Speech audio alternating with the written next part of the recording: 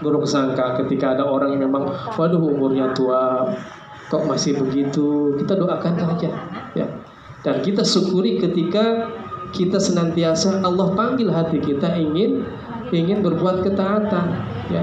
Taat, kita rutin di majelis taklim, senang silaturahim, senang bersedekah, senang ngaji Quran, itu ingat, itu istiqomahkan. Yang sulit itu, repot itu istiqomahnya ibu. Minta sama Allah, ya Allah berikanlah kekuatan, berikanlah keistiqomahan dalam hati hamba, agar hamba istiqomah dalam ketaatan kepadamu ya Rabb.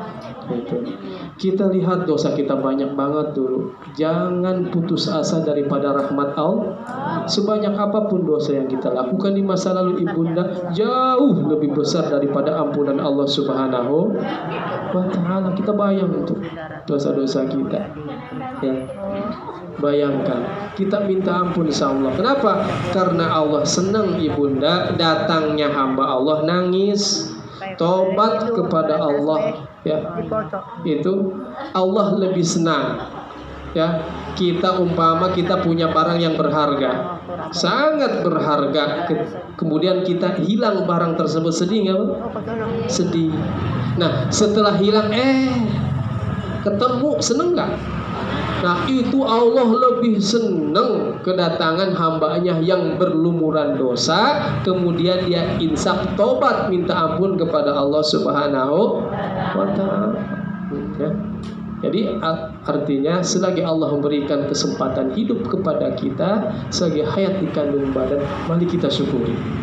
Syukur itu apa? As-sarful abdi ya. Syukur itu menasorupkan, memfungsikan nikmat yang Allah berikan kepada kita. Kita gunakan nikmat tersebut dengan sesuai dengan keridhaan Allah Subhanahu.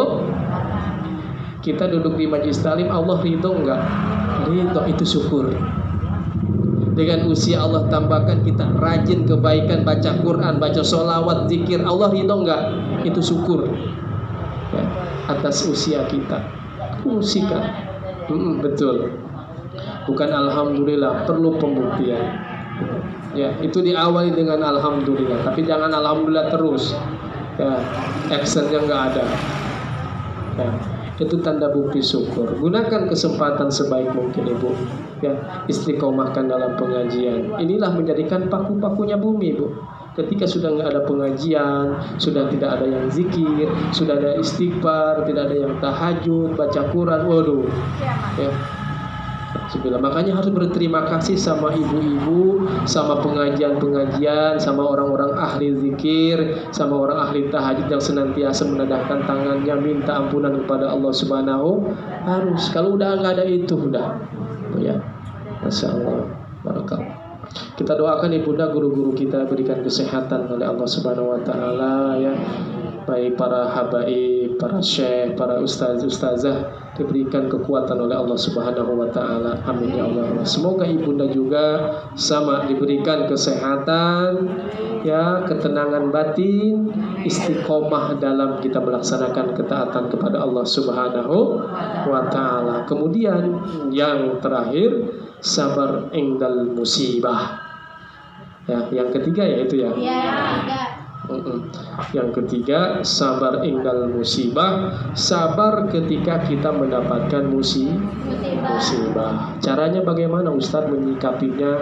Sabar ketika kita mendapatkan musibah ada dua ibunda ya, ada dua. Jam 9.51 ibu-ibu udah ketahuan, kirain untuk pegal banget, Ustaz tambah lagi aja. Baik, as-sabru indal musibah, sabar ketika kita mendapatkan musibah ya. Baik, bagaimana sikap kita sebagai seorang muslim ketika kita mendapatkan musibah? Sekali lagi ibunda, hidup ini adalah ujian. Baik, bagi orang yang mukmin itu tidak ada apapun kondisinya, tidak ada yang merugi. Ketika diberikan kebahagiaan ya, kesehatan, rezeki, anak soleh, kemudian dia bersyukur, menjadikan ladang ibadah. Nah, ketika Allah berikan ujian berupa sakit ataupun ujian yang lainnya, orang yang beriman senantiasa menyadarkan dirinya kepada Allah, wah ini dari Allah, berarti kita harus sabar, menjadikan ladang paha tidak ada yang rugi. Ustaz ngomong gampang, pas diberikan musibah pusing. Jangan ada musibah gede, Ustaz sakit gigi aja.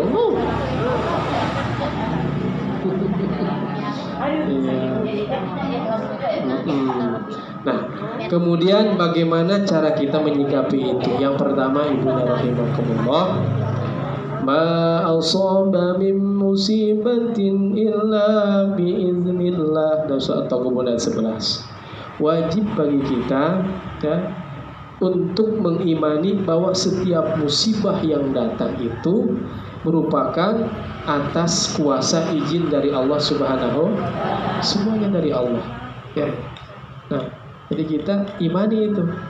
Bagi umat Islam itu wajib semua yang datang musibah, ujian baik dan buruknya itu semuanya datang dari Allah, merupakan rukun iman yang percaya kepada qada dan qadar, semuanya dari Allah. Gitu kan. Nah, itu bagi orang yang beriman pasti akan menyadarkan kepada Allah. Jadi tidak merugi dia. Senang, bahagia, syukur, berbagi ketika